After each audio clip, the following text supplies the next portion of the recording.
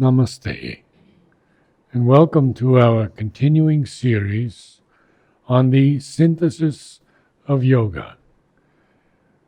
The yoga of divine works, the sacrifice, and the Lord of the sacrifice, with our beloved Ranga. We're on page 124 at the bottom, the beginning of the last paragraph. For the Ishvara Shakti. We have to read from there. Before we do that, again as usual, I'll give you a summary of what he has said earlier. And summary is also quite long. Okay, so in the previous two paragraphs, he has told us the nature of the duality which is going on changing. The duality is spirit and matter, or you can consider also as consciousness and force, and Purusha and Prakriti. So, I'll read out the summary of what he said earlier. We have already seen two dualities which are in essence really the same in essence. They are, the first one is Brahman Maya. When your consciousness rises to the Brahman level, in the spiritual planes of consciousness, you see the physical world to be unreal, or at least just as transient mechanical forms. Okay, yeah. You see them as only shadows. This is the first duality. Then, when you go slightly at higher level, you see that you are in the Purusha consciousness. You are in the consciousness of the Purusha, the person aspect of the consciousness. And the physical world then is not anymore an illusion, but it seems to be mechanical, unconscious energy. So now he is going to the third. As you keep rising in consciousness, the duality goes on changing character. So now we come to the third one. Okay, so I would like to ask that I read the other day, Ishwara, Ishwari. Yeah. Ishvara is the masculine aspect, is the Lord, and Ishwari is the force of Ishvara, and she can also be considered as the Divine Mother because they are both personal as well as impersonal. That's what I understand. Yeah. Yes, thank you. So at the third level, which we are going to read today, that is exactly the thing. Ishvara Shakti is a duality. Ishvara and Shakti. But if you say Ishvari Shakti, it means the Shakti of the Ishvara. Ishvari becomes the adjective. Okay? So the first duality is Brahman Maya. Second is Purusha Prakriti. Okay? So now we shall study the third duality, which is Ishvara Shakti. This is all in the previous para. Okay? In this duality, the Bayun character is very clear, seeming to be two, but really the same in essence. Okay? It is the dynamic duality of the Ishvara Shakti, consciousness force. Okay? The seeker sees the infinite Godhead, a person, yet an impersonal entity. What can one say of this Ishvara, master and lord of creation? What can we say of him? So this is the description that Sri Ramakrishna has given. He is like a king, an emperor, possessing, governing his own created kingdom, the cosmos. He is a soul of all souls, a self of all selves, a subtle spiritual substance of all substances, an impersonal, inexpressible existence containing all potentialities. An illimitable person who is represented below in numberless personalities. A master of knowledge, force, love, bliss, beauty. He is all these things. He is the single origin of all the worlds. He is a self-manifestation, self-creation. He is also universal mind, universal life, universal conscious reality, supporting, upbearing matter which looks to ignorant man an unconscious inanimate substance. He is also matter. Okay? But the same Godhead, from another angle of vision, appears to be a conscious power, effectively containing, carrying, creating everything in time and space. The seeker recognizes one sole entity represented in two extreme poles of the infinite, consciousness and force. The first contains all, the second manifests all. The first has and is knowledge, the second has and is force. Okay? Both poles are necessary for manifestation. Planning and executing. Planning is consciousness, executing is a force. But here, in this third duality, the two extreme poles are much closer to each other, each carrying the other and involved too in each other. But they are still two different, okay, at the overmind level. Then, here is the solution to the problem of the personal and the impersonal. Here, in this third level, the third duality, the two are more close to each other. This is the duality, yet the oneness of Ishvara Shakti. So, there is the Ishvara Shakti. Level 1, Brahman consciousness. Level 2, Purusha Prakriti. Level 3, Ishvara Shakti. As you keep climbing in consciousness, your view changes. Okay? So, now we'll read what we have to read today.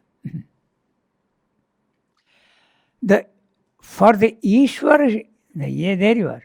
For the Ishvari Shakti, the divine conscious force, the world mother becomes a mediatrix between the eternal one and the manifested many. On the one side, by the play of the energies which she brings from the one, she manifests the multiple divine in the universe, involving and evolving its endless appearances out of her revealing substance. On the other, by the reascending current of the same energies, she leads back all towards that from which they have issued, so that the soul in its evolutionary manifestation may more and more return towards the divinity there or here, put on its divine character. There is not in her, although she devises a cosmic mechanism, the character of an inconscient mechanical executrix which we find in the first physiognomy of Prakriti, the nature force. Neither is there that sense of an unreality, creatrix of illusions or semi-illusions, which is attached to our first view of Maya. It is at once clear to the experiencing soul that here is a conscious power of one substance and nature with the Supreme from whom she came. If she seems to have plunged us into the ignorance and inconscience in pursuance of a plan we cannot yet interpret, if her forces present themselves as all these ambiguous forces of the universe, yet it becomes visible before long that she is working for the development of the divine consciousness in us, and that she stands above, drawing us to her own higher entity, revealing to us more and more the very essence of the divine knowledge, will, and ananda. Even in the movements of the ignorance, the soul of the seeker becomes aware of her conscious guidance, supporting his steps and leading them slowly or swiftly, straight or by many detours, out of the darkness into the light of a greater consciousness, out of mortality into immortality, out of evil and suffering towards the highest good and felicity, of which as yet his human mind can form only a faint image. Thus, her power is at once liberative and dynamic, creative, effective. Creative not only of things as they are, but of things that are to be, for eliminating the twisted and tangled movements of his lower consciousness, made of the stuff of the ignorance, it rebuilds and new makes his soul and nature into the substance and forces of a higher divine nature. So, this is the reason why in Sri Aurobindo Yoga, the Divine Mother plays such an important part. Okay? You have to surrender to her and she will do everything for you, guide you intimately in the most minute of things. That's a beauty. Yesterday, my friend sent me a message from the mother that I had never seen before. She says, the more evolved a soul is, the longer it may take to reincarnate. Sometimes thousands of years, sometimes 1,000, 2,000 or more years. The more the soul is evolved. You've read that.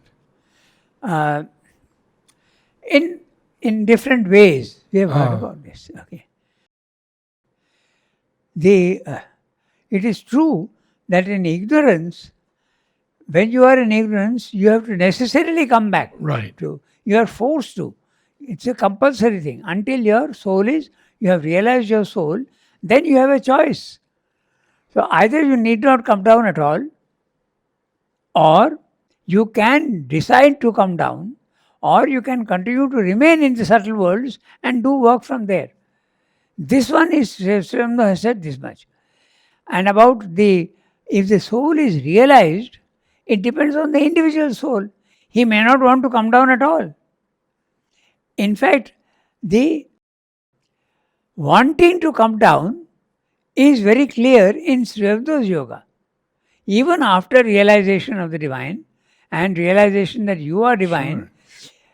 most of the people would not want to come down. Why do they want to come down and bind themselves in suffering and ignorance? And it doesn't make any sense. But Sri Aurobindo's whole attitude is different. You are coming down here to do God's work and carry the evolution forward. So, I don't know who sent this message and from where it is, but they may not want to come down at all. Isn't it? Understand, yes. Yeah. Surely. And I'll find out from where. I thought it was interesting because Sri Aurobindo did mention usually about 2 years. yeah. But there also he said, about, it is said. He begins a sentence with, Yes. it is said. It is felt. So when yes. he begins a sentence like that, it's not 100% rule. It's 2 years. And he's not making it a rule. No, that's right. Yeah. Yes. So it is said that it's normally like that. Okay? Or it could be argued. Then this is not his. Okay, but what we are going to read today is Pakka Sri Aurobindo. Okay. Yes. Now it's all about the Divine Mother. For the Ishwari Shakti, Divine Conscious Force and World Mother. This word is there very much in Indian culture. Jagan Mata. She is the mother of the divine, of the worlds. Okay? Divine Mother, the World Mother, becomes a mediatrix between the Eternal One and the manifested many. This description is also there in the Mother. In the Mother also, the same word she has used. She is the mediatrix between the one and the many. Okay, so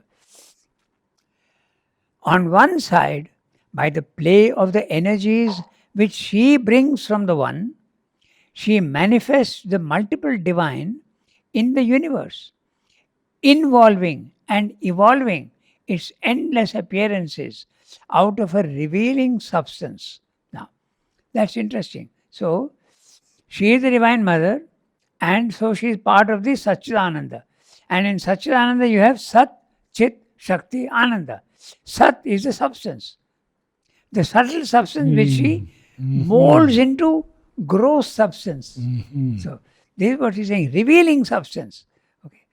On the other side, by the reascending current of the same energies, she leads back all towards that from which they have issued, so that the soul, in its evolutionary manifestation, may more and more return towards the divinity there or here. We'll discuss that. Put on its divine character. So first he's saying that he's talking of the involution.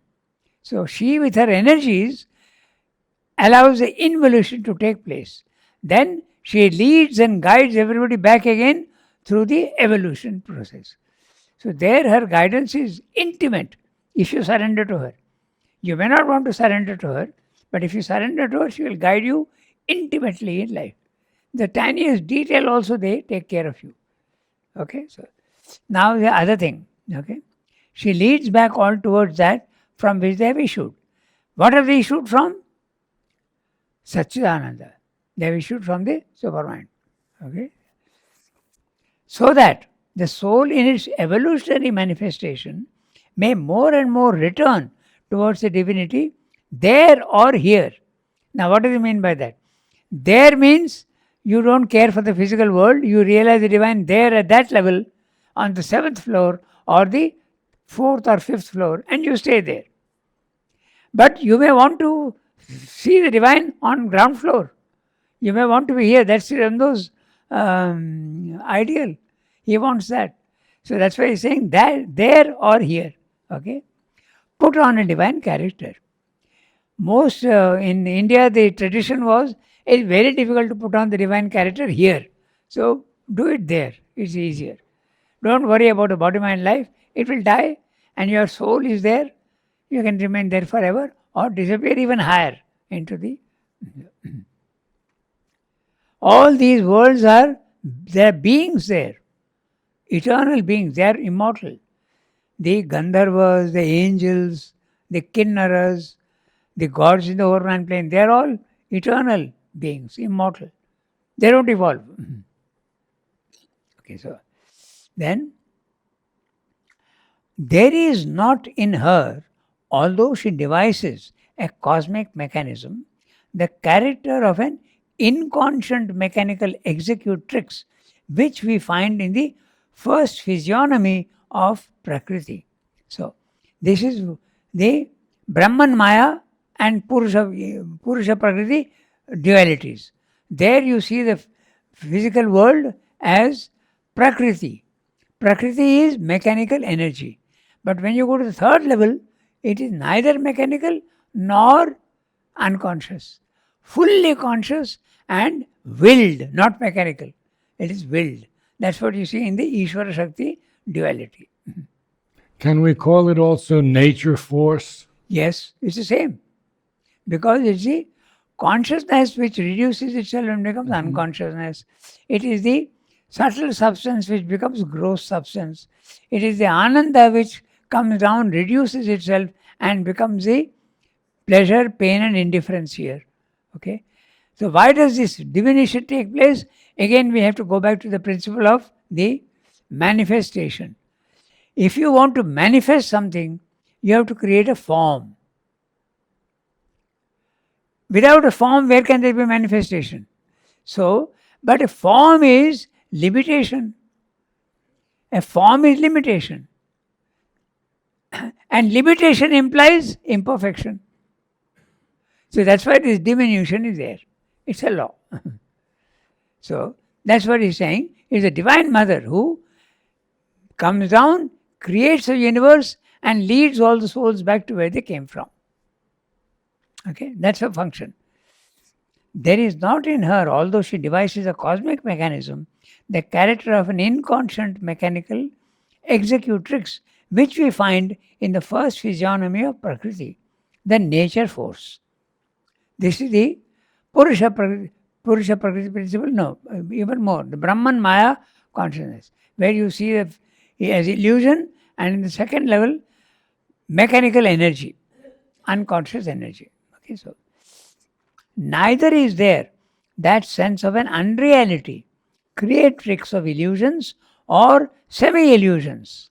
Okay, why is he saying that? We'll have a look at it, which is attached to our first view of Maya.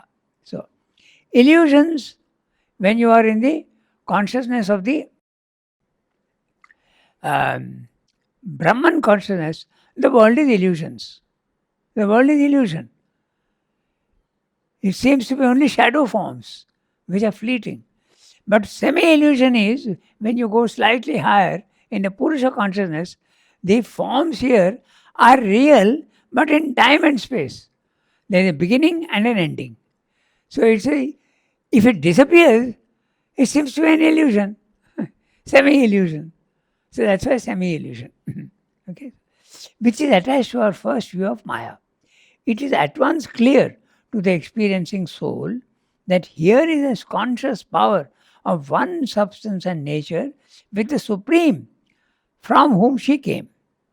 So you can see that she is coming from the one Supreme. You can see that. The experiencing soul immediately realizes that. Okay.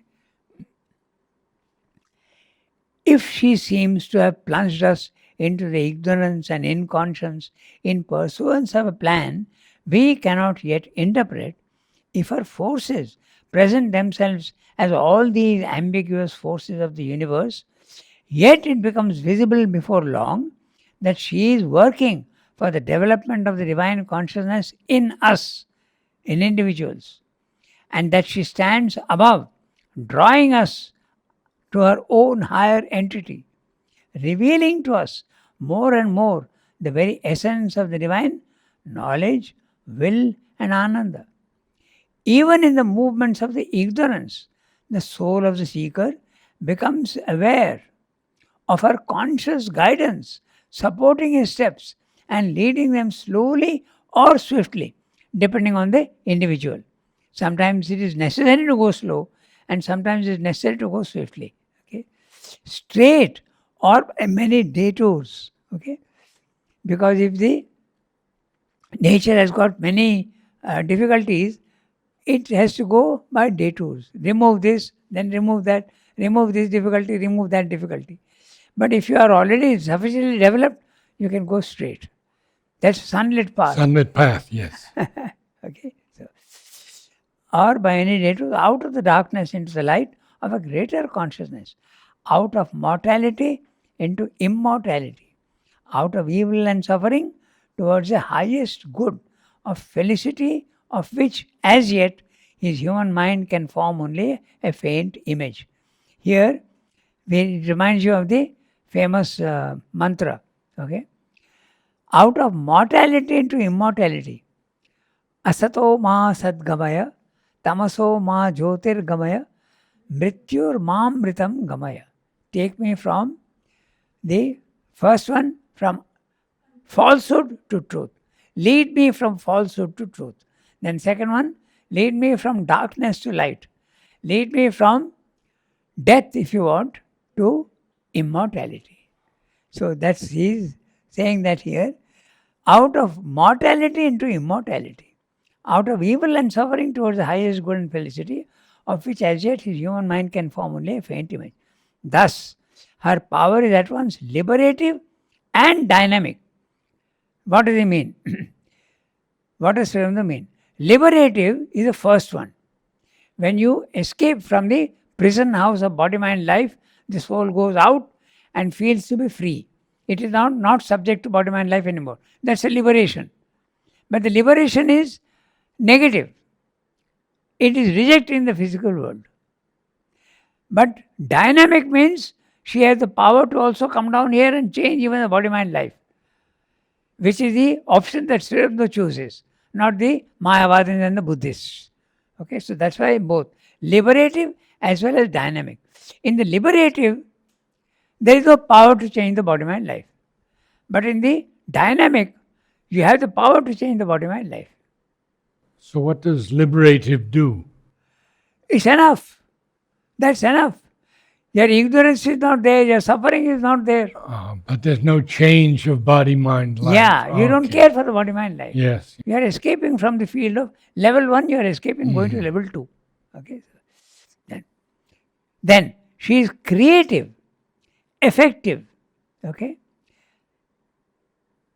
Creative not only of things as they are, but of things that are to be, because creation is infinite.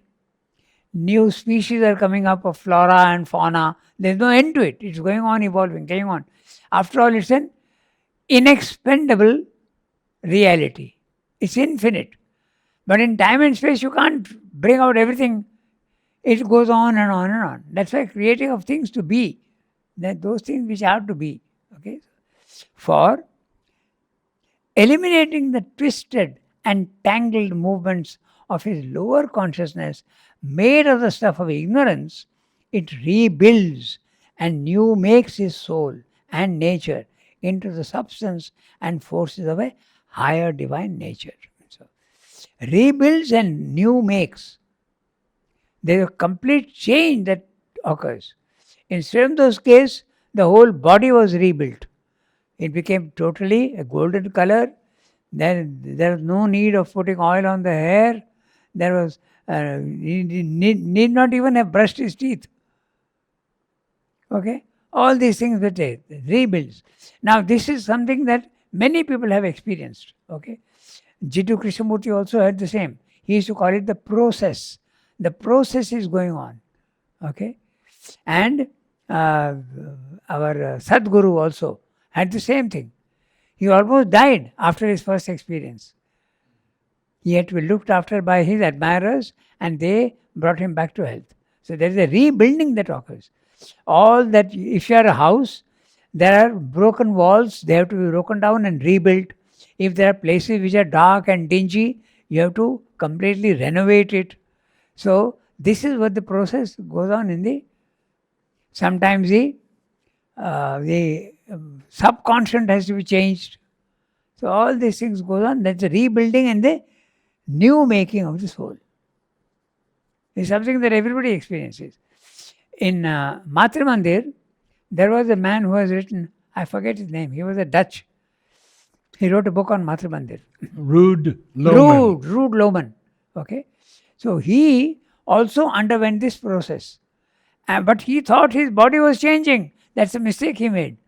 I'm telling you this. In the book it says that I was undergoing transformation. But that's not transformation. That's only the new making of the soul. There are changes that occur in the body. Okay. So he thought... Big difference. Yeah. It is not transformation. Transformation will come only at the supramental level. There was a lot of misunderstanding because of Satprem's idea. That now the old yogas are not necessary at all. We can go straight to the... that's not true at all. That's absolutely not true. You have to go through the process.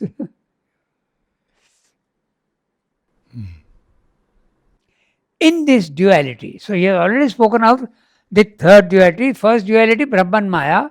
Second duality, Purusha Prakriti. And the third one, Ishvara Shakti. So in that duality, yes, something further to say. In this duality, too, there is possible a separative experience. I'll read the whole para, then we'll come back to it. At one pole of it, the seeker may be conscious only of the master of existence, putting forth on him his energies of knowledge, power and bliss to liberate and divinize. The Shakti may appear to him only an impersonal force expressive of these things or an attribute of the Ishvara. At the other pole, he may encounter the world mother, creatrix of the universe, putting forth the gods and the worlds and all things and existences out of her spirit substance. Or, even if he sees both aspects, it may be with an unequal separating vision, subordinating one to the other, regarding the Shakti only as a means for approaching the Ishvara. There results a one-sided tendency or a lack of balance, a power of effectuation not perfectly supported, or a light of revelation, not perfectly dynamic. It is when a complete union of the two sides of the duality is effected and rules his consciousness that he begins to open to a fuller power that will draw him altogether out of the confused clash of ideas and forces here into a higher truth and enable the descent of that truth to illumine and deliver and act sovereignly upon this world of ignorance. He has begun to lay his hand on the integral secret, which in its fullness can be grasped only when he overpasses the double term that reigns here of knowledge, inextricably intertwined with an original ignorance, and crosses the border where spiritual mind disappears into supramental gnosis. It is through this third and most dynamic dual aspect of the one that the seeker begins with the most integral completeness to enter into the deepest secret of the being of the Lord of the sacrifice. So, this is the duality of the Ishvara Shakti. He is giving a very interesting thing, and we'll have a look at what he's saying. So, in this duality, too, there is possible a separative experience. So, in other words, you can see consciousness and force separately. You can see Ishvara and Shakti separately. This is the overmind consciousness, not the supramental. The overmind consciousness. It is possible to do that. At one pole of it, the seeker may be conscious only of the master. You are seeing only the masculine aspect, only the master. And the Shakti seems to be an attribute of him. It seems you are not seeing the Divine Mother. You are seeing only the power, and it's the power of the master. That's one way of looking at it. But you can also experience it as seeing the Divine Mother. Okay, so that's what he's explaining. At one pole of it, the seeker may be conscious only of the master of existence, putting forth on him his energies of knowledge, power, and bliss to liberate and divinize. The Shakti, who is supposed to be the Divine Mother, but you don't see it as the Divine Mother, the Shakti may appear to him only as an impersonal force expressive of these things, or an attribute of the Ishvara. An attribute, it's his power. Okay? So this is one way of looking at it. At this level. Yeah. At the overmind level. Yes. Okay. But another possibility, at the other pole, he may encounter the world mother. You are seeing the world mother, but not the master. Okay? So, creatrix of the universe, putting forth the gods and the worlds and all things and existences out of her spirit substance. Now that's very important. Spirit substance. Yes. Again, he is talking of the spirit. There he spoke about revealing substance in the previous para. Right. Revealing substance. The substance which can reveal it, because it is consciousness, it is force. The substance itself is force and consciousness. So here it is spirit substance. Where she can manifest. Yes. No, with that spirit substance only she is creating the world. Or even if he sees both aspects, that means he is seeing the master and the mother, both. Okay? Then it may be with an unequal separating vision. You are seeing more of the master, less of the mother, or more of the mother and less of the master. Unequal separating vision, subordinating one to the other, regarding the Shakti only as a means for approaching the Ishvara. Okay? So, depends on the individual. Their results. My question is actually that she is putting forth the gods and the worlds. Yes. And all things and existences. Yes. She's putting it is she who is creating. Yes. The master is not visible. Yes. She is the one who is doing all this. Yes. So it's possible to see it both ways. Mm-hmm. Okay. See, Chit Shakti at the highest level is one, at the supramental level. They are involved in each other. But if you come down to the overmind level, they're separated. The one becoming the many. So, if there are two, you can experience either this or both together. But even if you see both together, unequal. That is why Sri Aurobindo says that the overmind is the origin of the ignorance. The overmind is the origin of the ignorance. If you go one step more into the supermind, no ignorance. Everything is one. So very clearly he is describing the overmind consciousness. Okay. Or even if he sees both aspects, it may be with an unequal separating vision, subordinating one to the other, regarding the Shakti only as a means for approaching the Ishvara. So, you see her, she is only a means for approaching the Ishvara. Okay. There results a one-sided tendency or a lack of balance, a power of effectuation not perfectly supported, or a light of revelation not perfectly dynamic. There you are. So, you don't have the full power to change your body-mind life. To a certain extent, yes. Sri Aurobindo did change his body entirely. Okay. But the divine body had not yet come. That is what Mother was working on. But she had to suspend the work because the conditions in the world were not ready. She had to suspend the work. So, but she took it very far. Yes, very, very far. There are some guesses which say that she did it right up to the subtle physical. And that's interesting because in this supramental manifestation upon earth, Sri Aurobindo speaks about it. He says that maybe the divine body would be brought up to the subtle level and then it would precipitate into the physical world. So she has done that work. The question is, how will the supramental body manifest? It can't be through, would it be through evolution? No, because it's biological. All bodies are made by the biological process. Yeah, yes. But there is no biological process at all. There is no sex. No. So it must be from there it is coming down here.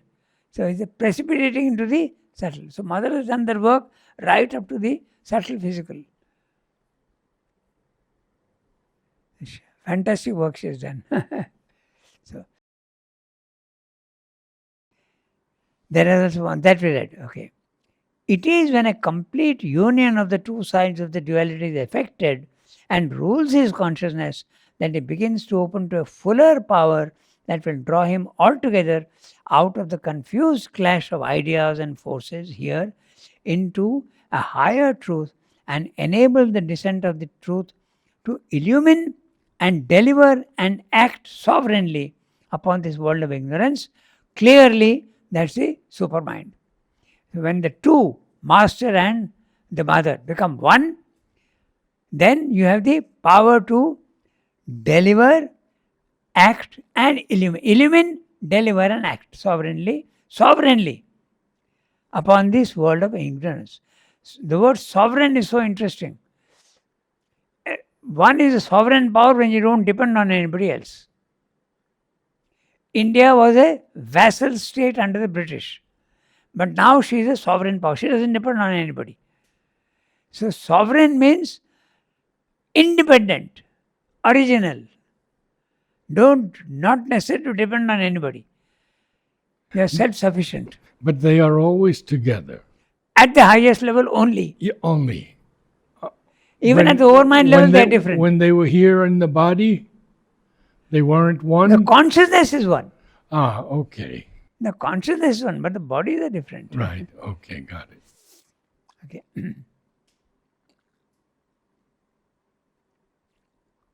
In fact, she says that. And that again comes back to the same thing that we are discussing here.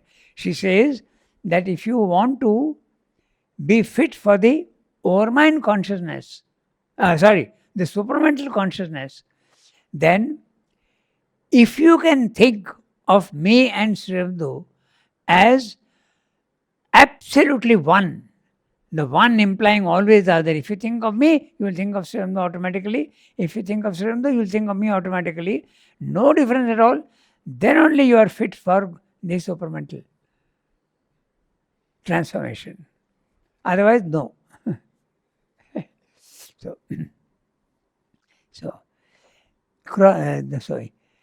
Sovereignly upon this world of ignorance, he has begun to lay his hand on the integral secret, which in its fullness can be grasped only when he overpasses the double term that reigns here of knowledge, inextricably intertwined with an original consciousness. Original ignorance. Original ignorance, and crosses the border where spiritual mind disappears into supramental gnosis. The spiritual mind, level 2. Supramental gnosis, level 3. So then you have gone into the supramental. It is through this third and most dynamic dual aspect of the one. So that's why you see he's using the word third. That's why I keep repeating level 1, level 2, level 3. So third. Most dynamic dual aspect of the one, that the seeker begins with the most integral completeness to enter into the deepest secret of the being of the Lord of the sacrifice.